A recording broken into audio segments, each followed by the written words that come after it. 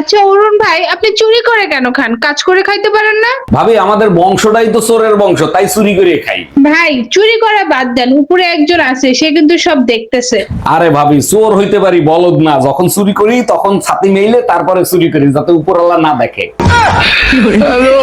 और बीचे দুইটা কাটলাম নাকি बीचे দুইটা কাটটা পানি দে গিলা খাইলাম নাকি আচ্ছা ম্যাডাম, আপনি যে আপনার স্বামীর গোড়া দিয়ে কাটতে ফেলাইছেন, এ ব্যাপারে আপনি কি বলতে চাচ্ছেন? পুরা শোনারই তো কার সালাম ভুল করে লাইছি। কোনো ভুল কাজ করেন নাই, একদম ঠিক কাজ করছেন। আচ্ছা, মেশিন যখন পুলিশের কাছে জমা দিছিলেন তখন পুলিশ কি বলছিল? পুলিশে প্রশাসনে সবাই কইছে কুকুরে খাওয়া লাইতা, এটা দিছ ওকে।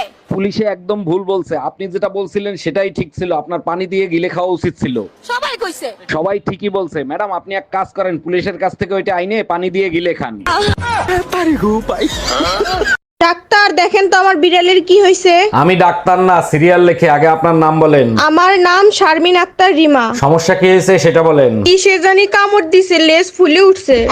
আরে আমার না, বিড়ালের। আচ্ছা রুম্পা, তুমি যে সবসময় বিনা কারণে আমার সাথে ঝগড়া করো, তোমার সমস্যাটা কি আমাকে বলবা?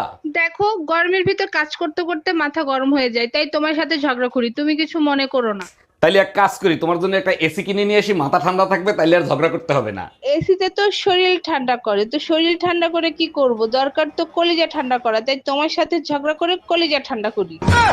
এই তোমার গাল ফোলা কেন? তুমি তো নামাজ পড়তে গেছিলা, কে মারলো তোমারে? হুজুরে একটা প্রশ্ন করছিলাম, হুজুর প্রশ্নের উত্তর না দিয়ে থাপ্পড় মারছে।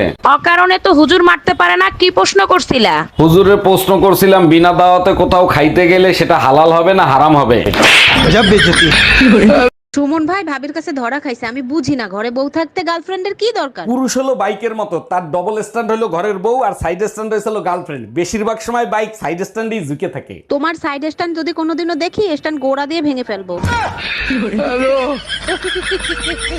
এই পাশের বাড়ির ভাই ভাবি প্রতিদিন ঝগড়া করে, ওনাদের সমস্যাটা কি তুমি কি কিছু জানো? শোনো, ঝগড়া করলে ভালোবাসা বাড়ে, যত বেশি ঝগড়া করবে তত ভালোবাসা মজবুত হবে। বলো কি, তাই নাকি? কিন্তু তুমি তো আমার সাথে ঝগড়া করো না, সরাসরি বেলুন দিয়ে পিটাও। আরে বোকা, আমাদের ভালোবাসা অনেক মজবুত, দেখো না, তোমাকে বেলুন দিয়ে পিটায় বেলুন ভাঙে না।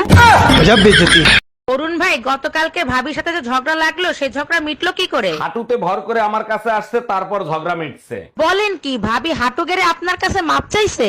আরে না, হাঁটুতে ভর করে আমাকে বলছে খাটের তলা থেকে বের হও, আর মারবো না। এই কই তুমি, দরজা খোলো।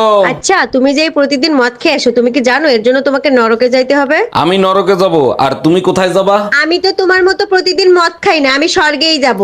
তুমি স্বর্গে গেলে আমার কাছে নরকই স্বর্গ হয়ে যাবে। জানেন অরুণ ভাই, আমাদের সাথে ভূত আছে, মাঝরাতে নুপুরের আওয়াজ পাওয়া যায়। আপনিও ভাবি আগের কালের মানুষের মতো কথা বলেন, ভূত বলতে কিছু আছে নাকি? আরে ভাই অবশ্যই আছে, আমি নিজের কানে নুপুরের আওয়াজ শুনছি। এমনও তো হইতে পারে আশপাশে কেউ কারো পাও জায়গায় বাজাচ্ছে।